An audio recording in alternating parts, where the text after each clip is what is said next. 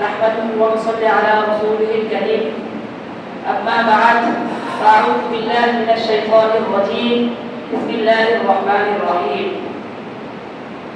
لقد كان لكم في رسول الله أسوة حسنة وقال النبي صلى الله عليه وسلم الدنيا سجن المؤمن وجنة كافر আল্লাহ তাআলা বলেন শুকরিয়া যে আমরা প্রত্যেককে হতবাগারে মসজিদে বসে হুজুর সাল্লাল্লাহু আলাইহি ওয়াসাল্লামের জীবনী নিয়ে আমরা কিছু সময় ডিসকাস করার জন্য বসেছি এবং 12 রবিউল আউয়াল মাস চলতেছে।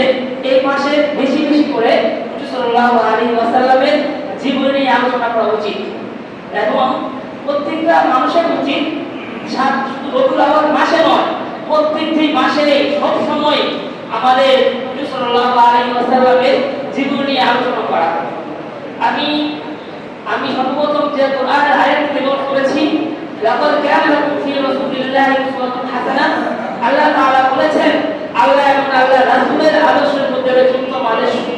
কিন্তু আজ আমাদের সমাজে যখন আমরা লক্ষ্য করি, দৃষ্টিপাত করি, তখন দেখতে পাই আমাদের সমাজের ছেলে মেয়েরা তারা নানান ধরনের নানান গায়কের নানান শিল্পী তারা তাদের আদর্শ বাস্তবায়ন করে। এটা কি আমাদের উচিত? এটা আমাদের উচিত না। আমাদের উচিত কি? আমরা তাকে অনুসরণ করব, আমরা একমাত্র আল্লাহ এবং আল্লাহ রাসূলের আদর্শ অনুসরণ করব। আপনারা দেখেন আমরা তো সহজে দিন পেয়ে গিয়েছি, লগে এই দিনকে বাস্তবায়ন করার জন্য হুজুর সাল্লাল্লাহু আলাইহি ওয়াসাল্লাম নিজের স্বয়ং যুদ্ধে নেতৃত্ব দিয়েছেন। মাত্র 313 জন সাহাবায়ে কেরাম নিয়ে বদর যুদ্ধে অংশগ্রহণ করে সেই বদর যুদ্ধ আল্লাহ তাআলা বিজয়ী লাভ করেছেন। এজন্য আল্লাহ তাআলা পবিত্র কোরআনে ইরশাদ করেছেন, ওয়ালাকাদ নাসারাকুমুল্লাহু বিবদরিন ওয়া আনতুম আদিল্লাহ ফাত্তাকুল্লাহা লাআল্লাকুম তাশকুরুন। আল্লাহ বলেন এই বিজয় যুদ্ধ তোমাদের হওয়ার কথা ছিল না। কেন ছিল না?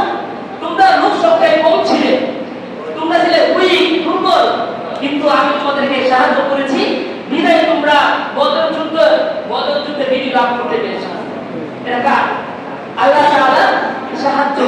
এবং তাদের ঈমান ছিল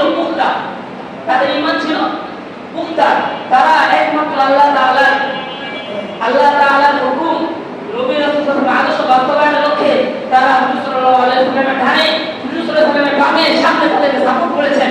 এজন্য আমাদের প্রত্যেকের উচিত বর্তমানে যদি আমরা ইসলামের রাষ্ট্র কায়েম করতে চাই, বর্তমানে যদি আমরা ইসলাম বাংলা জমিনে প্রতিষ্ঠা করতে চাই, আমাদেরকে সেই রকম ভূমিকা আমাদেরকে থাকতে হবে। ঠিক না ভাই? আমরা দেখেছি দীর্ঘ 15 বছর যাবত আমরা ইচ্ছা করলেও আমরা আমাদের মনের বাসনা, মনের আবেগের কথাগুলো বলতে পারতাম না।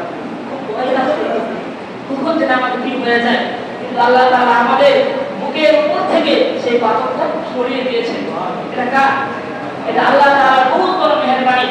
যদি আমরা এই সময়ে ইসলামের জন্য কাজ না করি, তাহলে আমাদের উপর এর চেয়ে বড় পাথর আমাদের বুকে এসে পড়বে। ঠিক না? এটা আমাদের কি করা উচিত?